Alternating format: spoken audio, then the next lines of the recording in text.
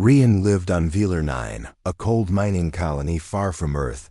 The days were long, and the nights were colder. Everything on Velar 9 was made of steel, rock, and silence. Rian liked it that way.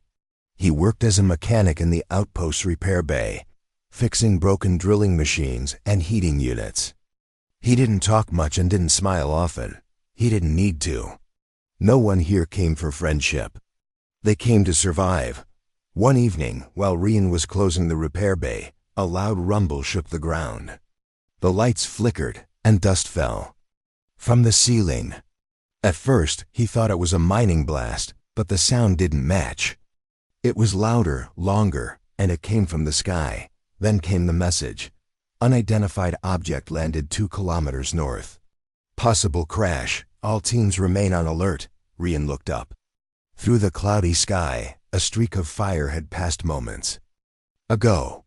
He quickly grabbed his coat and gear, then stepped out into the freezing air. A group of 4 from the outpost headed toward the crash site. Rian was one of them. They drove small transport buggies through rough, ice-covered ground. As they reached the spot, they saw a ship, half buried in the snow. It was silver, shaped like a leaf, and nothing like any Earth design. The ship had no markings, no flags, no human symbols. It pulsed softly with blue light and made a quiet humming sound, like it was alive. "Do we go in?" Someone asked. The outpost leader, a man named Darn, nodded. "Careful. Helmets on. Weapons ready." They moved in through a side panel that had opened from the impact.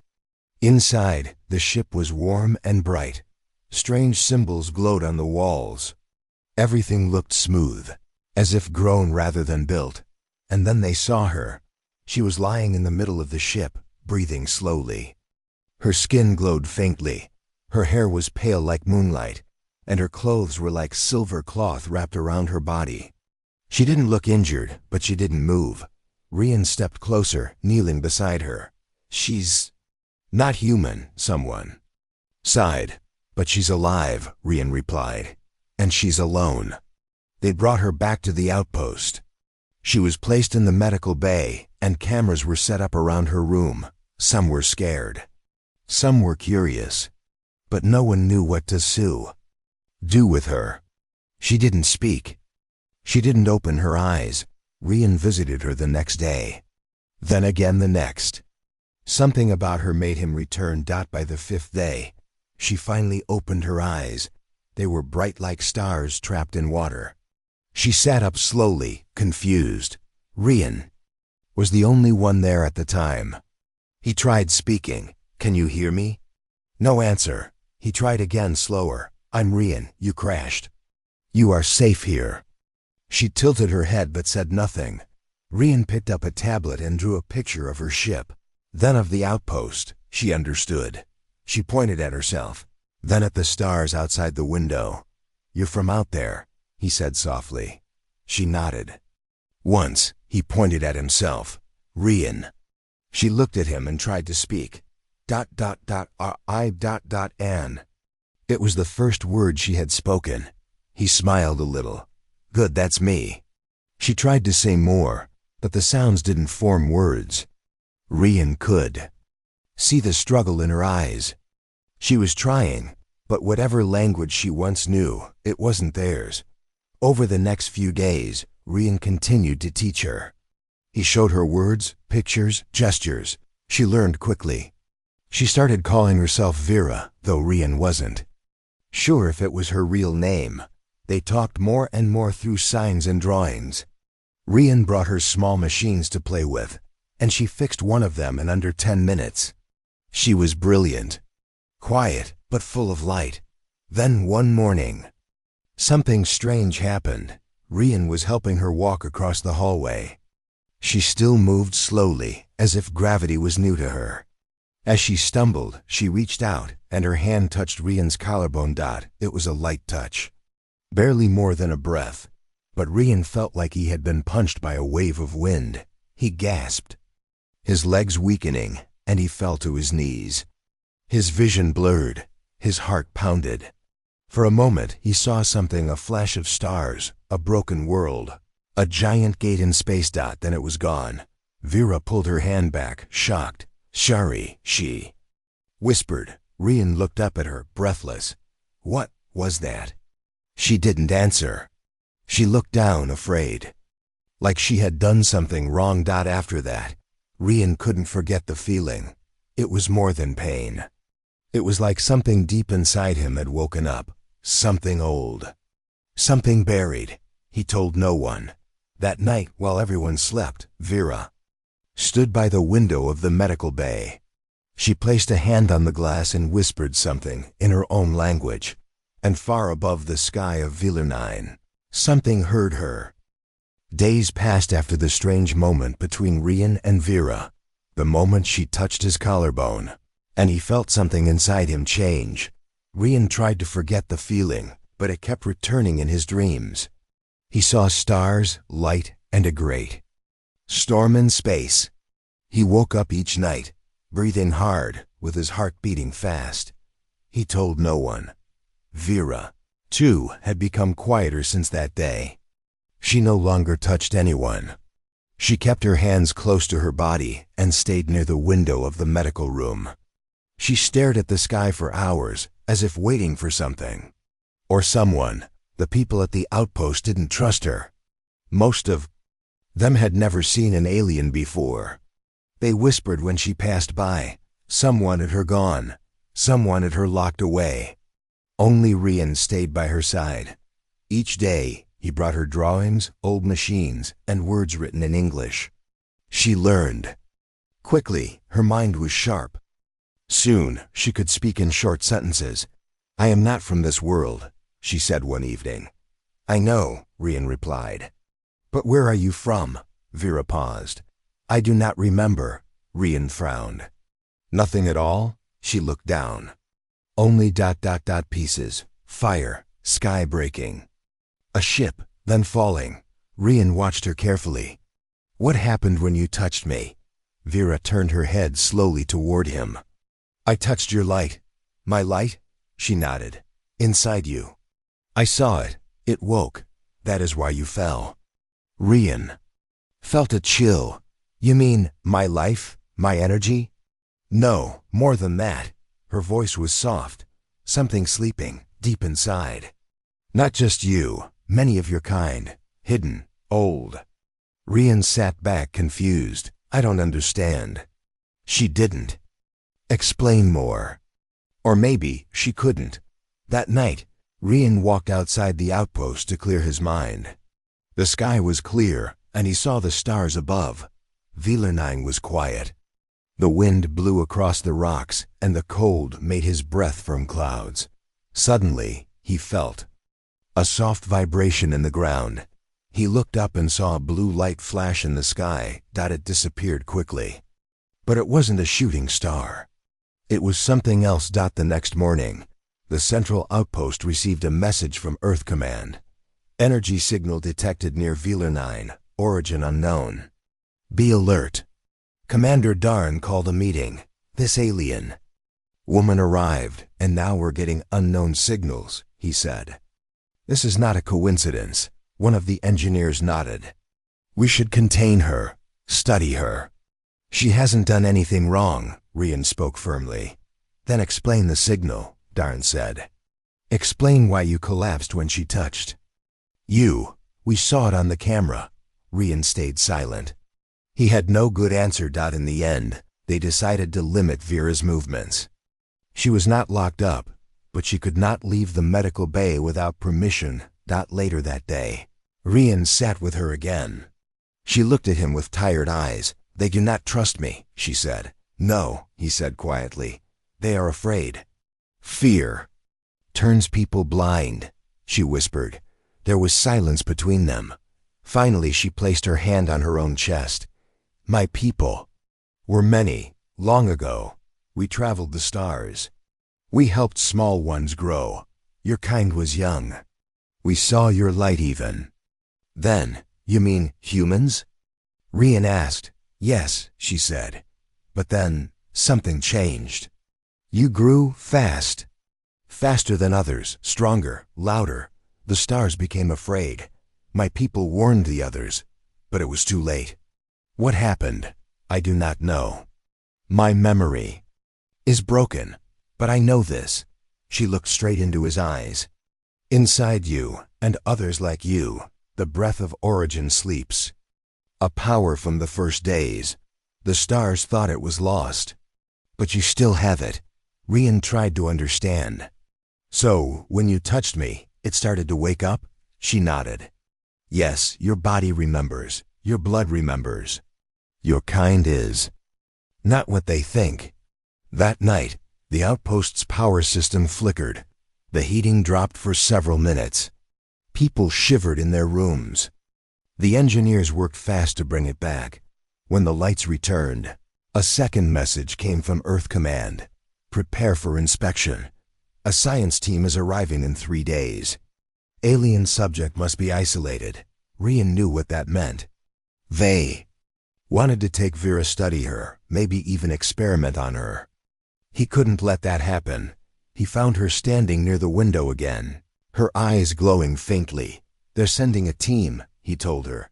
From Earth, scientists. She nodded slowly. They will want to break me. I won't let them, he said. But I need answers. Why now? Why here? Vera turned to face him. Because you touched the stars once, she said. And now the stars are watching again. Rian didn't fully understand. But one thing was clear, something inside him was waking. And it wasn't just him. That same night, another worker in the outpost, Marin, a young woman from the engineering team, accidentally touched Vera while bringing food. For a second, nothing happened.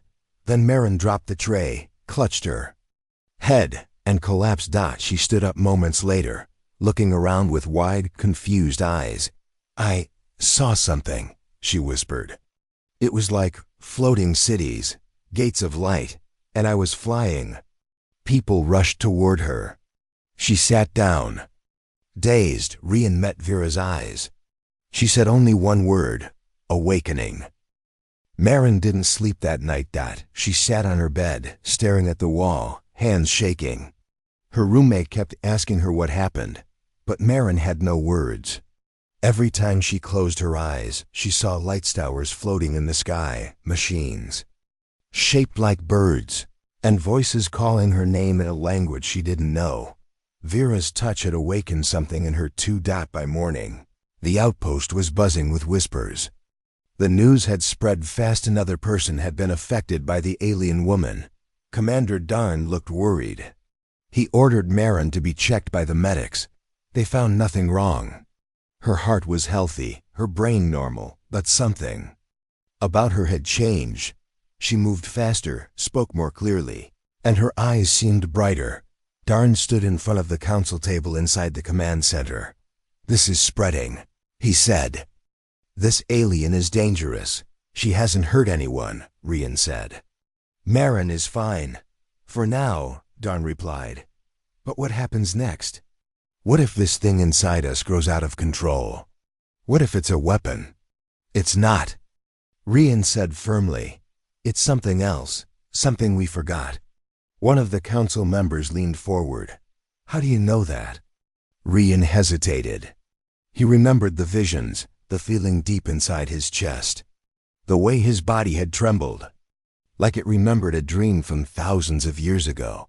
I just know, he said quietly. Darn gave him a hard look. Until the science team arrives, no one touches the alien. And she stays locked in the med bay, no exceptions. Rian said nothing. But in his heart, he knew he would not follow that order. That night, Rian visited Vera again. She was sitting by the wall, eyes closed. She looked peaceful, almost like she was listening to something far away. You touched Marin, Rian said softly. She came close, Vera replied. I did not mean to pass it to her, but it is growing stronger. What is? Vera opened her eyes. The breath. The breath of origin, Rian repeated the word she had used before. Yes, she said. Your people carry it deep inside, like a spark. In the old days, my kind guided young worlds. We saw that spark in early humans. But the galaxy feared what it could become. Why? Because the breath can shape matter. Time, thought, she paused. Only a few species ever held it, and even fewer survived it. Rian frowned. Are you saying humans were meant to do more than build cities and ships? Vera nodded. You were meant to awaken stars. The next day, something strange happened across the outpost. Machines that had been broken for weeks suddenly started working again without repairs. One miner said he had dreamed of a design and woke up knowing how to fix a damaged power core. Another claimed she could hear the thoughts of animals in the cold desert outside. A quiet cook in the kitchen lifted a heavy supply crate with one hand. Something impossible for his size. People were changing, not everyone, but a few, and each of them had either touched Vera or come close to her. Commander Darn lost his patience. I've had enough of this, he said. Prepare a message. Tell Earth Command we need emergency evacuation. And get a cage ready. The alien is being moved. Rian knew he had little time. He entered the medbay just before midnight. The lights were low. Vera was standing near the window again, as always, looking up at the stars. They're going to take you, he said. She turned slowly. I know. I'm getting you out of here, Rian said. Vera looked at him. If you take me, they will call you a traitor. I don't care, Rian replied. You saved something in me. I'm not going to let them break you. She smiled just a little. Then we must go north. There's a place I saw in your dreams. Rian blinked. My dreams? Vera nodded. A buried structure. Not made by humans, I think. My people built it long ago. You saw that in my mind? Yes, you were born with that memory. The breath remembers.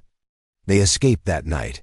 Rian led Vera through the side door, past the fuel tanks and old mining shafts. The two of them climbed onto a snow rover and raced into the cold wasteland. Alarms rang behind them, but the snow and wind swallowed the sound. The desert of Velarnine was deadly, but Vera guided him with strange certainty. She pointed to the mountains, to the frozen river, to a large rock shaped like a claw. After hours of travel, they reached a valley of black stone. In the center stood a ring of tall metal spires, half buried in snow. What is this? Rian asked. Vera touched one of the spires. It lit up. This is a keyhole, she said. A gate to something beneath, something waiting. As she spoke, the ground began to hum. Rian stepped back. Lights spread through the valley, forming a circle of glowing symbols. The snow melted in patches. The wind stopped. This place is alive, Rian whispered. Yes, Vera said. And it remembers. You. Far above Velarnine, a fleet of silver ships moved through space. They were not from Earth. They were not from Vera's people either. They were watchers, sent long ago to make sure humans stayed small. Now, they had detected the signal from the valley, and they were coming.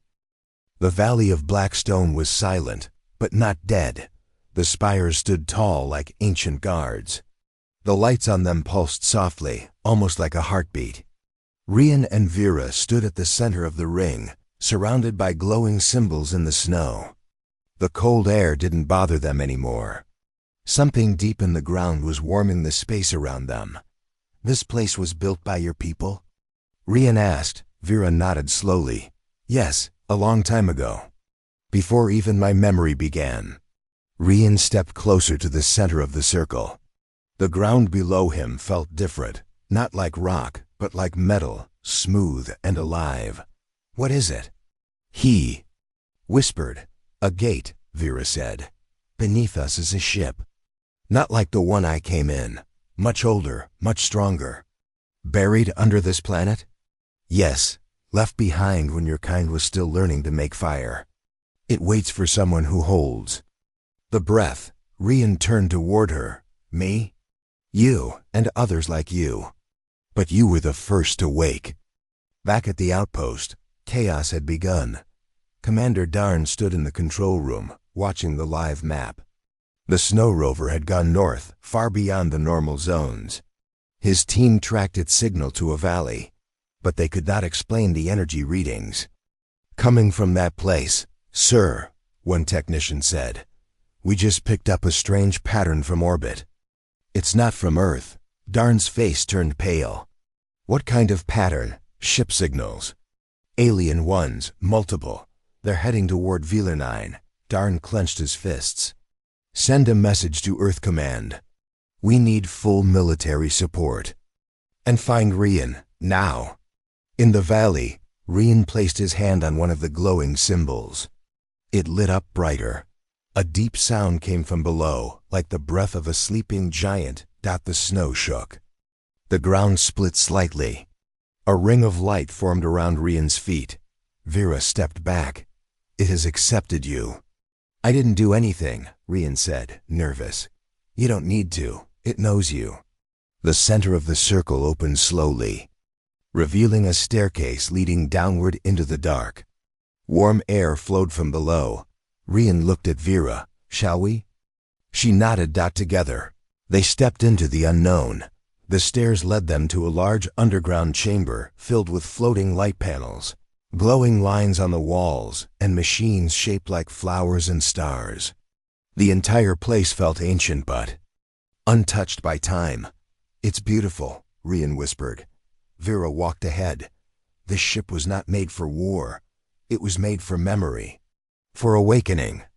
Awakening what? Your truth. They reached the heart of the chamber. In the center floated a crystal sphere. It pulsed gently. Rian felt it pulling him closer. "Touch it," Vera said. Rian hesitated, then placed his hand on the sphere. At once, his mind was flooded with visions. He saw Earth, but not the Earth he knew. He saw humans glowing with light, walking through fields of energy, speaking with stars. He saw humans flying without ships, building cities with thought, healing wounds with a whisper. Then came fear. Alien leaders, afraid of what humans could become. They met in dark places. They made a plan: keep humanity small, hide their origin, break their link to the breath. The stars turned their backs, the great ships left, and Earth was left alone to forget. Rian fell to his knees. His chest ached. His breath was sharp. Vera placed a hand on his shoulder. "Now you see, they didn't just leave you. They locked you away. But why?" Rian asked. "Because your kind was not meant to serve. You were meant to lead." Outside the valley, a group of drones from the outpost arrived. They flew over the area, scanning the energy fields. Inside the outpost, Commander Darn watched the data come in. "This is not just a hiding place," he muttered. "It's something more." Suddenly the technician shouted, "Sir, we have contact from orbit. A large alien ship just entered the upper atmosphere. It's not friendly." Darn's voice turned cold. "They're here for her. And maybe for us too." In the valley, the ship below started to awaken. The walls lit up. The sphere floated higher. Rian stood up, his body glowing faintly. Vera looked at him with calm eyes. "The breath is in you now. Do you feel it?" "I do," he said. "It's like I remember something my blood knew, but my mind forgot. This is only the beginning." Suddenly, they heard a voice echo in the chamber. It was deep, robotic, and strange.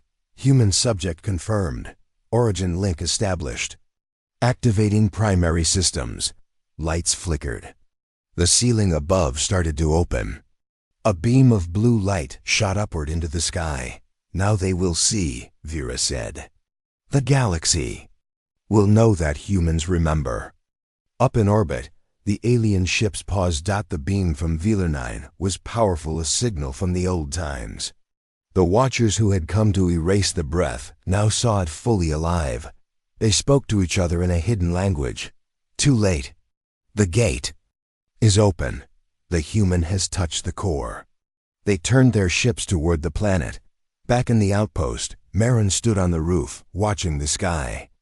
She saw the light from the valley and felt it inside her bones.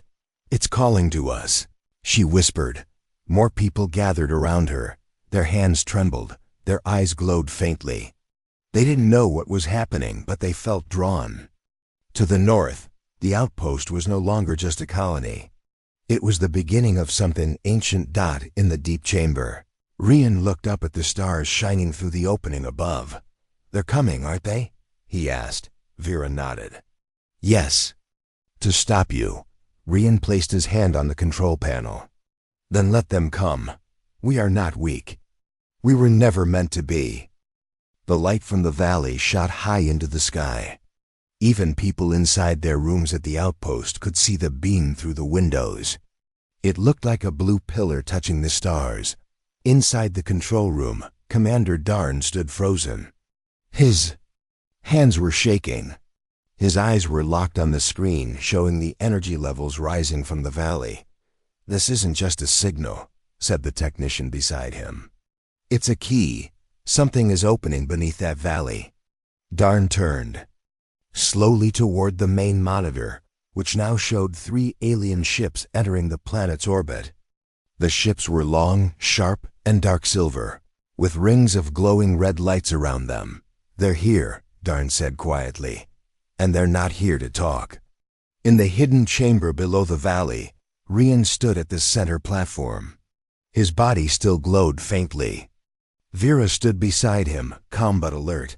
The ships have arrived, she said. Rian looked up at the opening in the ceiling, where the beam of light reached into the sky. How many? 3 for now, but more will come. Can we stop them? Vera looked at him with steady eyes, not with weapons, not with fear, but with memory. Rian stepped back. I'm not a warrior. No, she said softly. You're something greater, a reminder. Far above, inside one of the alien ships, a tall figure watched the planet from behind a glass window. He had pale blue skin, long arms, and no mouth, only a mask with symbols that moved like water. His name was Kyle, a commander of the Star Order, an old group sworn to keep the galaxy balanced. His mission was simple: stop the return of the breath of origin. He pointed to the beam coming from Velar 9. The human has awakened it. The gate must be destroyed. One of his officers nodded. Shall we begin the descent? Yes, fire upon the valley. Burn it. Erase all signs. Back on the ground, the people in the outpost gathered outside. Marin, still glowing faintly from her awakening, looked toward the beam. I can feel them, she said. The ones in the sky. They are angry. Some workers looked scared. Others confused. One man asked, Is this the end? Marin shook her head. No, this is the beginning. We're not small anymore. We're remembering who we are. Suddenly, a loud boom shook the sky. A red bolt of fire shot down from above, landing far beyond the hills. It lit up the sky like a sun. More fire followed. The alien ships had started their attack. Inside the valley, the underground ship reacted. The ground rumbled. The walls lit up. A clear voice spoke from the air. Defensive shield activating. Breath. Signature confirmed. Pilot accepted. Rian looked around. It knows me. Yes, Vera said, because it was made for you. From deep inside the chamber, a platform rose up. On it sat a chair made of light and metal, surrounded by floating symbols. Sit, Vera said. Rian moved forward and sat in the chair. The moment he did, thin streams of light wrapped around his hands, arms and chest, not to trap, but to connect. He felt warmth, energy, memory. Suddenly, he saw the alien ships above the planet. Not through screens, but with his mind. I can see them. They can see you too, Vera said. But they will not understand you, not yet. The alien ship fired again. A second blast struck near the valley, but this time, nothing happened.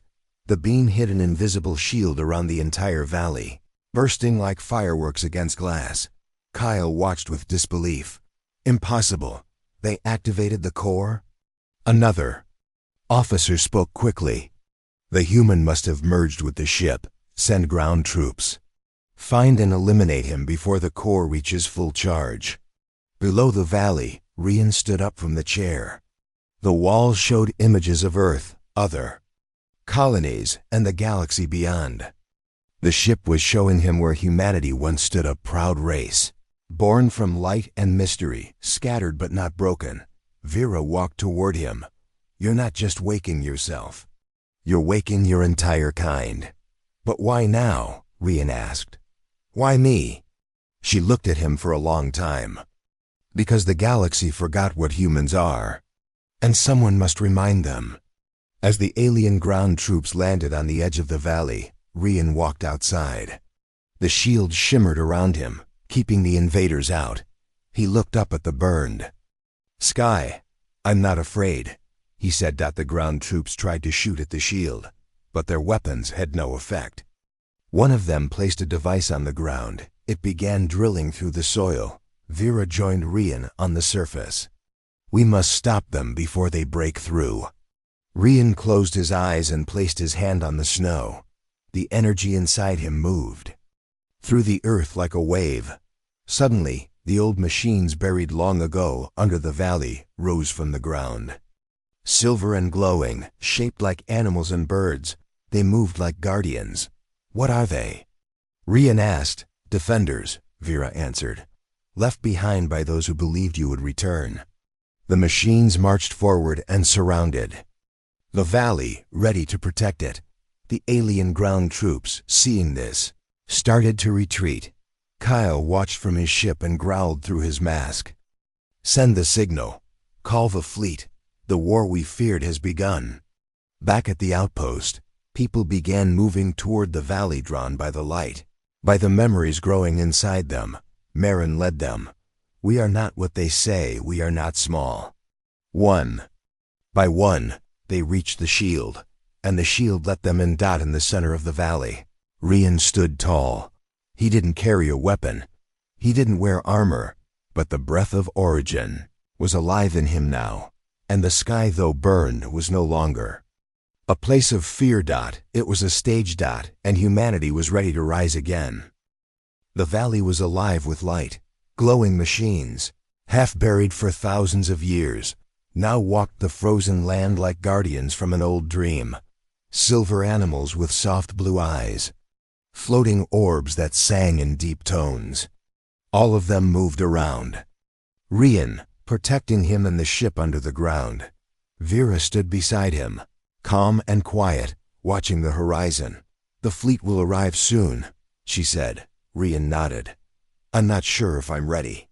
You don't need to be ready, Vera said softly. You only need to remember. At the outpost, people packed their bags. Marin stood near the gate, giving directions. Others followed her: miners, cooks, engineers. They were not soldiers, but something had changed inside them. They had all seen the light in the sky. Many had touched it through dreams or emotions they couldn't explain. Now, they were walking toward the valley. One old worker asked, "Why are we going there? We don't know what's happening." Marin smiled gently. "We don't have to understand it, we just have to feel it. Something is calling us back to who we were meant to be." The alien ground troops, now trapped outside the valley's shield, called for help. Inside the main warship, Kyle received the update. His face remained blank, but his eyes narrowed. "The human is waking others," he said. "This is spreading faster than we feared." His officer nodded. "Should we destroy the planet?" "No, that would only make them martyrs. We need to crush the spark before it becomes a fire." In the heart of the valley, Rian sat once again in the ancient chair. The floating crystal hovered in front of him, filled with light and moving stars. His hands rested calmly on the arms of the seat. Symbols ran across his skin, glowing softly like tattoos made of energy. "What do I do now?" he asked. The ship answered in a smooth voice. "Breath signature confirmed. Origin link stable. Beginning system spread." Vera explained. "It's sending the breath to others. Across this planet, maybe even farther." Rian looked surprised. "It can do that?" Yes, she said. The breath is not just inside you. It's a connection between all who carry it. Once one wakes, the rest can hear the song.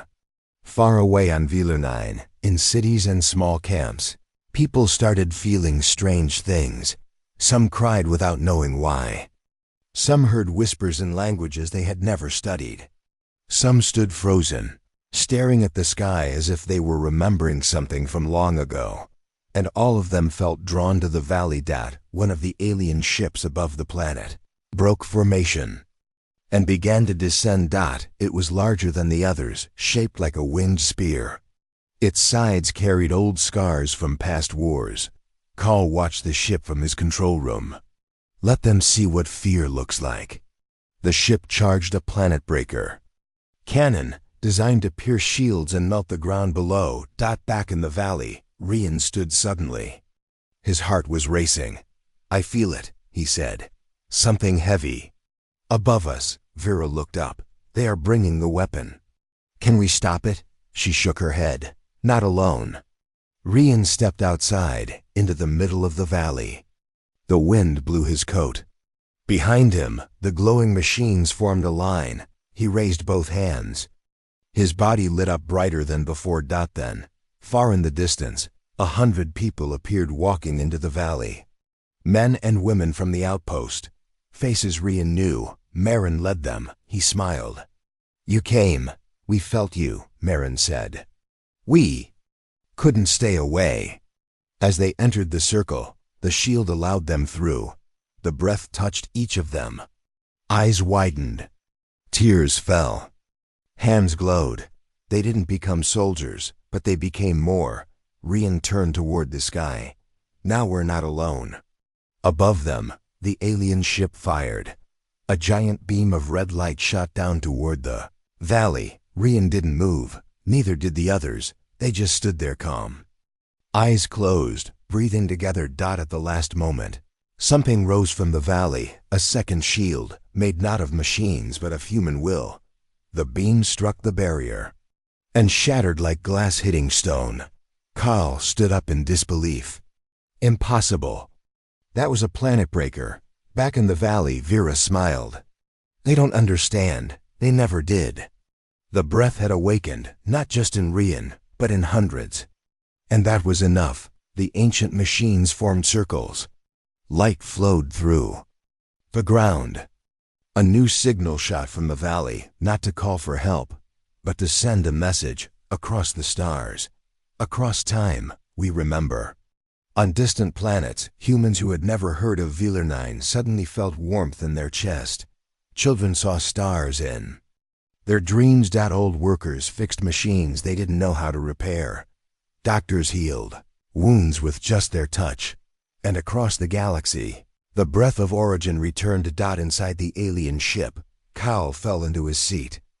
We are too late, he whispered.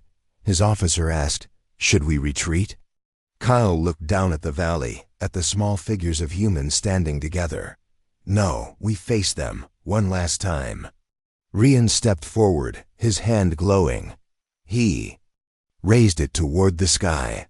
Above, the clouds parted. The alien ships began to shake. Rian wasn't destroying them. He was reminding them. Images of Earth flowed through their systems. Children laughing. Cities glowing, hands building. People rising. Carl felt it too, a warmth he had never known. A memory that wasn't his. And for the first time, he felt uncertain. Vera stood beside Rian. Proud. You are doing what my people never could. You are waking the stars, Rian nodded. We're not weapons. We're not threats. We're the future. The sky above Wheeler 9 was clear. The alien ships hung silently like shadows against the stars. But something had changed. The red lights that once burned fiercely were now dimmer, flickering like dying flames. Rian stood at the center of the valley, his body glowing softly with the breath of origin. Around him were hundreds of people, miners, engineers, cooks, and workers who had once doubted but now stood united, their eyes shining with new light. Vera was beside him, calm and steady. They will not attack now, she said. They see what we have become. Rian looked at the ships in the sky. Slowly, the largest one began to lower its weapons. The others followed. Kyle appeared on a screen above the valley, a pale, masked figure who once sought to erase humanity's light. But now his voice was quiet, almost respectful. "You have awakened a power we feared," he said. "But I see now you are not enemies. Perhaps you are something new." Rian stepped forward. "We have always been here. You only tried to hide us." "Why?" Vera asked. "Why did you try to keep your own kind small and weak?" Kyle paused. "Fear, control. We thought we protected the galaxy from chaos." "Chaos comes from fear," Rian said. "But light comes from trust." Vera nodded. "Your kind has the power to shape worlds, not destroy them." Slowly, the ships began to descend, landing carefully on the ice and rock. Out came soldiers.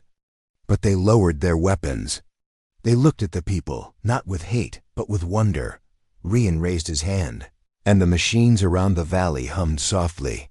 "We are not the same humans you left behind," he said. "We carry the breath of the old stars. We remember who we are." The days that followed were filled with talks and peace. The alien visitors learned about Earth and its people, not the weak and divided species they thought, but a race ready to grow. Vera stayed with Rian. Together, they helped others awaken the breath inside themselves.